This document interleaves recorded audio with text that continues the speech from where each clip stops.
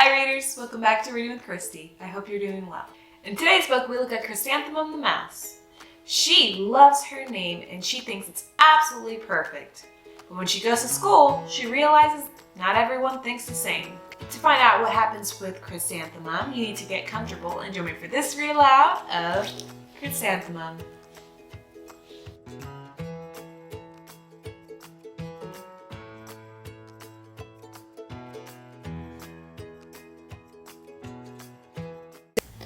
The day she was born was the happiest day in her parents' lives. "She's perfect," said her mother. "Absolutely," said her father. And she was. She was absolutely perfect. "Her name must be everything she is," said her mother. "Her name must be absolutely perfect," said her father. And it was. Chrysanthemum. Her parents named her Chrysanthemum. Chrysanthemum grew and grew and grew. And when she was old enough to appreciate it, Chrysanthemum loved her name. She loved the way it sounded when her mother woke her up. And she loved the way it sounded when her father called her for dinner. And she loved the way it sounded when she whispered it to herself in the bathroom mirror. Chrysanthemum, chrysanthemum, chrysanthemum. Chrysanthemum loved the way her name looked when it was written with ink on an envelope. She loved the way it looked when it was written with icing on a birthday cake. And she loved the way it looked when she wrote it herself with her fat orange crayon. Chrysanthemum, chrysanthemum, chrysanthemum. Chrysanthemum thought her name was absolutely perfect. And then she started school. On her first day, Chrysanthemum wore her sunniest dress and her brightest smile. She ran all the way. "Hooray," said Chrysanthemum. "School!" But when Miss Chud took roll call, everyone giggled upon hearing Chrysanthemum's name. "It's so long," said Joe. "It scarcely fits on your name tag," said Rita, pointing.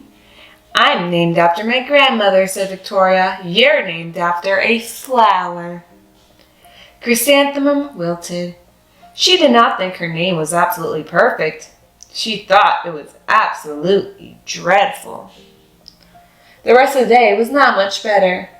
During nap time, Victoria raised her hand and informed Miss Chud that Chrysanthemum's name was spelled with 13 letters. "That's exactly half as many letters as there are in the entire alphabet," Victoria explained. "Thank you for sharing with us, Victoria," said Miss Chud. "Now put your head down." "If I had a name like yours, I'd change it," Victoria said. As the students lined up to go home, "I wish I could," thought Chrysanthemum miserably. "Welcome home," said her mother. "Welcome home," said her father. "School is no place for me," said Chrysanthemum. "My name is too long. It scarcely fits on my name tag. And I'm named after a flower." "Oh, pish," said her mother. "Your name is beautiful and precious and priceless and fascinating and winsome," said her father. "It's everything you are," said her mother. "Absolutely perfect," said her father. Chrysanthemum felt much better after her favorite dinner, macaroni and cheese with ketchup, and an evening filled with hugs and kisses and parcheesi. That night, Chrysanthemum dreamed that her name was Jane. It was an extremely pleasant dream. The next morning, Chrysanthemum wore her most comfortable jumper. She walked to school as slowly as she could. She dragged her feet in the dirt. "Chrysanthemum, chrysanthemum, chrysanthemum," she wrote. "She even looks like a flower," said Victoria, as Chrysanthemum entered the playground. "Let's pick her," said Rita, pointing. "Let's smell her," said Joe. Chrysanthemum wilted. She did not think her name was absolutely perfect. She thought it was absolutely dreadful. The rest of the day was not much better. During nap time, Victoria raised her hand and said, "A chrysanthemum is a flower. It lives in a garden with worms and other dirty things." "Thank you for sharing with us, Victoria," said Miss Chud. "Now put your head down." I cannot believe your name, Victoria said as the students lined up to go home. Neither can I, thought Chrysanthemum, miserably. Welcome home, said her mother. Welcome home, said her father. School is no place for me, said Chrysanthemum. They said I even look like a flower. They pretended to pick me and smell me. Oh, pish, said her mother. They're just jealous. And envious and begrudging and discontented and jaundiced, said her father. Who wouldn't be jealous of a name like yours, said her mother. After all, it's absolutely perfect, said her father. Chrysanthemum felt a trifle better after her favorite dessert, chocolate cake with buttercream frosting, and another evening filled with hugs and kisses and parcheesi. That night, Chrysanthemum dreamed that she really was a chrysanthemum. She sprouted leaves and petals. Victoria picked her and plucked the leaves and petals one by one until there was nothing left but a scrawny stem. It was the worst nightmare of Chrysanthemum's life. Chrysanthemum wore her outfit with 7 pockets the next morning. She loaded the pockets with her most prized possessions and her good luck charms. Chrysanthemum took the longest route possible to school. She stopped and stared at each and every flower. Chrysanthemum, chrysanthemum, chrysanthemum, the flowers seemed to say. That morning, the students were introduced to Miss Twinkle, the music teacher. Her voice was like something out of a dream, as was everything else about her. The students were speechless. They thought Miss Twinkle was an indescribable wonder. They went out of their way to make a nice impression. Miss Twinkle led the students in scales. Then she assigned roles for the class musicale. Victoria was chosen as the dainty fairy queen. Rita was chosen as the spiffy butterfly princess. Jo was chosen as the all-important pixie messenger. And Chrysanthemum was chosen as a daisy. Chrysanthemum's a daisy, chrysanthemum's a daisy. Jo, Rita, and Victoria chanted, thinking it was wildly funny. Chrysanthemum wilted. She did not think her name was absolutely perfect. She thought it was absolutely dreadful.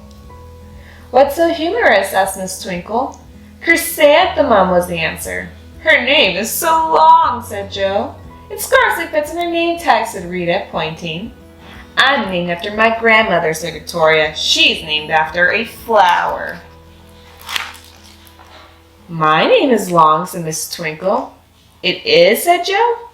My name would scarcely fit on a name tag, said Miss Twinkle. It would, said Rita, pointing. And, said Miss Twinkle, I'm named after a flower, too. You are, said Victoria.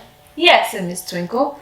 My name is Delphinium Twinkle, and if my baby is a girl, I'm considering Chrysanthemum as a name. I think it's absolutely perfect. Chrysanthemum could scarcely believe her ears. She blushed, she beamed, she bloomed. Chrysanthemum, chrysanthemum, chrysanthemum. Jo, Rita, and Victoria looked at Chrysanthemum longingly. Call me Marigold, said Jo. I'm Carnation, said Rita, pointing. My name is Lily of the Valley, said Victoria. Chrysanthemum did not think her name was absolutely perfect. She knew it. Overall, the class musicale was a huge success. Chrysanthemum was absolutely perfect as a daisy. Victoria made the only mistake. She completely forgot her lines as the dainty fairy queen. Chrysanthemum thought it was wildly funny, and she giggled throughout the entire dance of the flowers.